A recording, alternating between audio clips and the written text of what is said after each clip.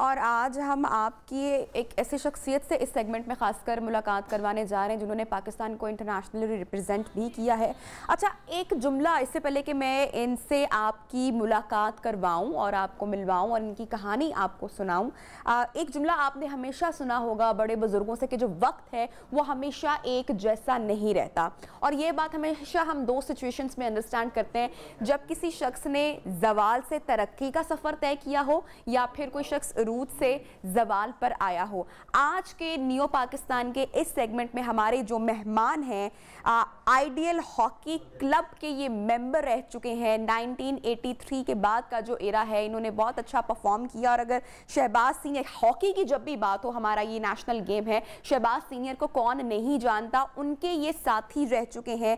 Ilyas GM साहब की मैं बात कर रही हूँ। आई एम श्योर बहुत कम लोग आप में से जानते होंगे, लेकिन क्या ऐसे हालातों वाकयात हुए कि पाकिस्तान को इंटरनेशनली रिप्रेजेंट करने वाले आइडियल हॉकी क्लब के मेंबर रहने वाले आज रिक्शा चलाने पर मजबूर हैं और कसम पुरसी की जिंदगी गुजार रहे हैं? क्या कोई इनको पूछने वाला नहीं है? बहुत सारी बातें जानेंगे, खासकर हॉकी के जवाल के हवाले से या अरूज के हवाले से भी बातें करेंगे। सर, आपको प्रोग्राम में खुश आमदीद कहते हैं। कैसी आपकी तबीयत? आप ठीक हैं? अल्लाह का शुक्र। अच्छा सर, सबसे पहले तो हमारी ऑडियंस के लिए आप जरा अपने आगाज के बारे में बताइएगा।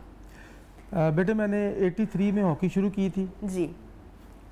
83 में और 84 में कैंप लगा था मिंटो पार्क में। अच्छा। जिनके कैंप कमांडर थे खुर्शीद आजम साहब। उस कैंप के अंदर बहुत सारे पंजाब के जो लड़के थे इंटर स्कूल के, वो पार्टिसिपेट किया था। उनमें शहबाज सीनियर भी थे। अच्छा। उस कैंप में। अच्छा। तो वहाँ से ये हमारा शुरू होता है। मैं फिर कैंपों में आता गया हत्ता के 89 तक मैं कैंपों में आया। अच्छा। उसके बाद फिर मैंने आइडियल हॉकी क्लब 89 में मैंने ज्वाइन की। फिर उसके प्लेटफॉर्म से फिर मैंने कितना अरसा आप जो है वो सर्व करते रहे, प्ले करते रहे हॉकी के साथ? आप कितनी देर तक वाबस्ता रहे? बेटे, 83 से लेके 2007 मेरा आखिरी टूर इंडिया का था। अच्छा। नाबा का। तो वो भी बड़ी अच्छी हमारी उनके साथ यादें हैं, क्योंकि हमने उनसे कुछ लर्न किया, उनने हमसे लर्न किया। अच्छा सर, पाकिस्तान का नाम, मैं सारी बातें जानूंगी आपसे। अभी मुझे वो जानना है आपका ये जो सारा एरा 83 से 2007 तक आप बता रहे हैं, आपकी टांग को क्या अभी जैसे हम देख सकते हैं? ये बेटे शेखपुरा रोड पे मैं जा रहा था मोटर बाइक पे। अच्छा। सामने से दो लड़के हादसा पेश आया? जी, हादसा पेश आया। सामने से दो लड़के बड़ी तेजी से आ रहे थे, तकरीबन उनकी 60-70 की स्पीड थी उनकी। उनसे जब मोटरसाइकिल का व्हील नीचे लगा, अगला आप प्ले कर रहे थे? जी नहीं, मैं उसका हॉकी छोड़ चुका था। मैं अपने काम के सिलसिले में शोबर रोड पे जा रहा था। तो जब उनको व्हील नीचे लगा तो वो मेरी तरफ आ गए, तो उन्हें साहब से हिट किया, मेरी ये टांग टूट गई और यहाँ से कट भी गई। मेरा बड़ा सीवियर एक्सीडेंट हुआ। मुझे सड़क पे जो शॉप्स वाले बैठे थे उन्होंने उठाया और उठा के मुझे, मेरे जब होश आई मुझे, तो उन्होंने फिर मेरे दोस्तों को फ़ोन किया मेरे से नंबर लेके कि जल्दी से अपना नंबर बताएं किसी का। मैंने फिर जो करीबी दोस्त उसका नंबर दिया, उन्होंने गाड़ी ला के गुरकी हॉस्पिटल मुझे एडमिट करवा दिया। उन्होंने फिर मेरा शाम को एक्सीडेंट वो जो हुआ था उसका ऑपरेट किया। ऑपरेट उनसे ज़रा ठीक नहीं हो सका, क्योंकि जो मेरे अंदर उन्होंने वो रॉड और वो जो डाले थे, स्क्रू डाले थे, वो ऊपर से निकल था, अंदर से लोया था। वो मेरा जो टांग थी वो मेरी स्वेलिंग में और उसमें रेशा सा पड़ जाता था। वो हर माह वो मैं कटवाता था। तो फिर एंटीबायोटिक एंटीसेप्टिक लेता था। वो इस तरह 6 महीने तक। कितने अरसे तक सारा सिलसिला चलता? बेटे, ये 6 महीने तक मैं देखता रहा उनको। अच्छा। नहीं था जी, किसी ने आपको पूछा, आपके जो पुराने साथी थे? दोस्त तो मेरे आते थे मेरे पास, मेरे साथ, मेरे बल्कि जिनको पता लगा था वो तो फौरी तौर पे मेरे पास हॉस्पिटल में आ गए थे। उन्होंने मुझे किसी किस्म की वो परेशानी कर लिया, तुमने घबराना नहीं है, हम पता कि तुम हमारे बड़े अच्छे लीजेंड हो। तो अभी सर, अभी क्या हालात वाकयात हैं? अभी आप क्यों रिक्शा चलाने पर मजबूर हुए? बेटे, मेरा एक अपना बिजनेस था जो लोड शेडिंग की वजह से बंद हो गया था जरदारी दौर में। कौन से जरदारी दौर में? जरदारी दौर में। तो उसके बाद बेटे फिर जब ये बंद हुआ तो फिर मैं चलाने की मैंने कोशिश की, फिर पाबंदी लगी उस पे, उस कारोबार पे। अच्छा। तो उसके बाद फिर मैंने सोचा कि आप ही कमाने वाले, ब्रेड एंड बटर? जी, मैं अकेला ही कमाने वाला। और कितनी बड़ी फैमिली आपकी? मेरी 5 बहनें हैं, 3 शादीशुदा हैं, 2 मेरी अनमैरिड हैं। अच्छा। और एक मेरी मिसेज है और एक मेरी बेटी है। और ये आप देखते हैं? जी, मैं सुपरवाइज करता हूँ। तो जब आपका कारोबार बंद हुआ उसके बाद आपने कौन सा फिर रास्ता?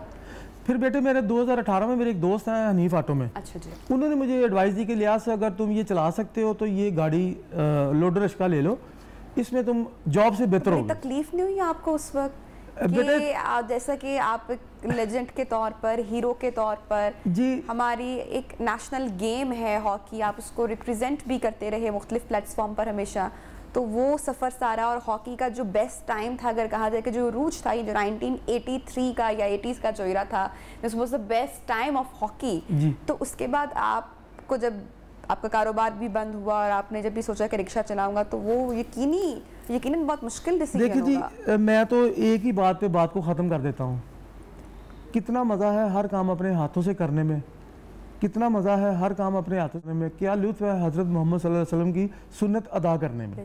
ये मेरा अपना एक शेर मैं लिखा था 92 में, तो मैं तो इस पे पैरामल हूँ। मेरे नबी पाक सल्लल्लाहु अलैहि वसल्लम ने खुद अपने हाथों से जूतियों को वो टांके भी लगाए हैं, तो मैं किस खेत की मूली हूँ। तो कोई काम बड़ा छोटा नहीं होता, इंसान डेडिकेटेड होकर इसमें अगर इन्वॉल्व हो तो वो फिर छोटा काम भी बड़ा हो जाता है। लेकिन इसमें दुख की बात क्या है? आप क्या समझते हैं कि जो हॉकी फेडरेशन है, आपको लगता है कि उनको अपने प्राइड का भी जो है वो ख्याल रखना चाहिए, उनको सपोर्ट करना चाहिए? हॉकी का तो वैसे कोई पुरसाने हाल पाकिस्तान में ऐसा अब नहीं उस तरीके से रहा, तो ये तो दुख की बात है ना। जी बिल्कुल, ये तो दुख की बात है, मगर मैं यही कहूँगा कि बजाय कि हम हॉकी वाले हमको कहा जाता जी ये हर वक्त फेडरेशन से वो दूसरे अदारों से ये पैसे मांगते रहते हैं, मेरा ख्याल है मेरे पास एक ऐसा प्लान है जो मेरे सैफी साहब मुझे दे गए थे। अच्छा। एन सैफी साहब, अच्छा, क्या कैसा वो बाबा हॉकी रहे हैं। हाँ, उनको सारे ये समीउल्लाह, कलीमुल्लाह, मंजूर जूनियर, हसन सरदार, ये सारे उनको जानते हैं, उनके हाथ से ये सारे तैयार होके भी निकले हुए हैं। इवन के आसिफ बाजवा जो अब सेक्रेटरी है पाकिस्तान हॉकी फेडरेशन के, वो भी हमारे प्लेटफार्म से ही होकर कमेटी में आए थे। कामरान अशरफ भी इधर से खेल के आए थे। बहुत सारे ऐसे लीजेंड हैं जो हमारे इस आइडियल के और सिटी के प्लेटफॉर्म से ही ऊपर गए हैं। अभी जो एक हमारा लड़का है, मुझे अभी इसका नाम नहीं आ रहा। अच्छा इलियास साहब, आप ये बताएं कि अभी आप आए हैं मीडिया पे, बहुत सारे लोग इस वक्त आपको देख रहे हैं, सुन रहे हैं, आपकी कहानी जान रहे हैं जिन्होंने आज से पहले नहीं भी जानी। क्या आप चाहते हैं हुकूमत से, या क्या आप एक पैगाम लेकर आए हैं आज के प्रोग्राम में? क्या आप बेटे, मैं आज के प्रोग्राम में ये पैगाम लेके आया हूँ कि मेरी जो आने वाली नस्ल है ना, यंग्स, उनके लिए जॉब्स को खोल दें स्कूल लेवल से। जब वो शुरू करें तो वो जब कॉलेज में आए तो उनको ये फिक्र ना हो कि मेरा घर का किचन नहीं चलना। उनके लिए जॉब्स खोल दें, कॉलेज में के अंदर हॉकी को अलाउ करें, स्कूल के अंदर अलाउ करें, फिर यूनिवर्सिटी में आपको बहुत एक क्रीम सी मिल जाती है, जो क्रीम पाकिस्तान को प्रेजेंट करने के बाद बचती है वो फिर क्लबों में आ जाती है। जैसे मुझे नहीं पाकिस्तान का कलर मिला तो मैं फिर अपने आइडियल क्लब की तरफ से मैंने पाकिस्तान को प्रेजेंट भी किया। अब लड़के तो आने हैं 16 या 20 लड़के आने हैं टीम में, बाकी जो खेल रहे हैं क्या वो हॉकी छोड़ दें? नहीं, वो स्पोर्ट्स के साथ मुंसलिक रहें। आपका दिल दुखता है जब आप देखते हैं कि पाकिस्तान में जो है वो हमारी नेशनल गेम को उस तरह से पजीराई हासिल नहीं है, उस तरीके से फंड्स नहीं है, उस तरह से प्लेयर्स को लोग नहीं पहचानते, उस तरह से इंटरेस्ट नहीं है, तो ये चीज़ आपको तकलीफ देती है? जी बेटे, ये क्या वजह क्या है? बेटे इसकी वजह तो बहुत लंबी है, अगर मैं तफसील पे जाऊंगा तो आपका प्रोग्राम छोटा पड़ जाएगा। लेकिन यकीनन आपको मैं ये कहूँगा कि बेटे इस पे अभी बहुत सारा काम होने वाला है। अभी हमने इसको अब कैसे प्रमोट करना है, इस पे मैं रिसर्च कर रहा हूँ। और वो मुझे मेरे सैफी साहब, मेरे एन सैफी साहब जो बाबा हॉकी हैं, 92 ईयर्स के होके दुनिया से गए हैं, वो मुझे एक प्लान दे गए थे, हम कशकोल से मांगेंगे नहीं, हम हॉकी वाले देने वाले बनेंगे।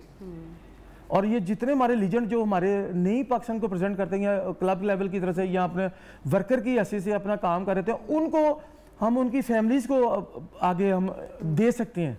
तो ये प्लान मेरा साथ सारा है मेरे पास। मैं अपने इस्लाउद्दीन साहब से जब मेरी मीट होगी, मैं अपना नंबर दूंगा आपकी स्क्रीन पे, तो वो अगर मेरे से बात करेंगे मैं उनसे मिल भी लूँगा। अच्छा, आप अपनी फैमिली को अच्छे से भी टेक केयर कर पाते हैं? जी बिल्कुल, मैं आती है जी, आपकी बेटी भी आपने बताया, बड़ी फैमिली है, उन तमाम लोगों को आप देखते हैं, तो ब्रेड एंड बटर आप देख रहे हैं सारा, तो सब कुछ आप मैनेज कर पाते हैं? जी, मैं हर एक के लिए मैंने थोड़ा थोड़ा अपना वक्त निकाला था। मैं मेरी बेटी माशाल्लाह सीक्रेट हार्ट रीगल में 8th में 2nd पोजीशन पे आई है, तो ये अल्लाह के तक ख़ास कर मैं, मेरी माँ की दुआएं भी मेरे साथ हैं, उसके साथ भी हैं।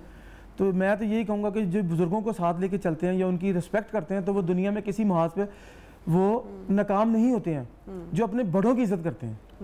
तो मैंने तो यही सैफी साहब से सीखा है और मुझे सैफी साहब ने बहुत प्यार दिया।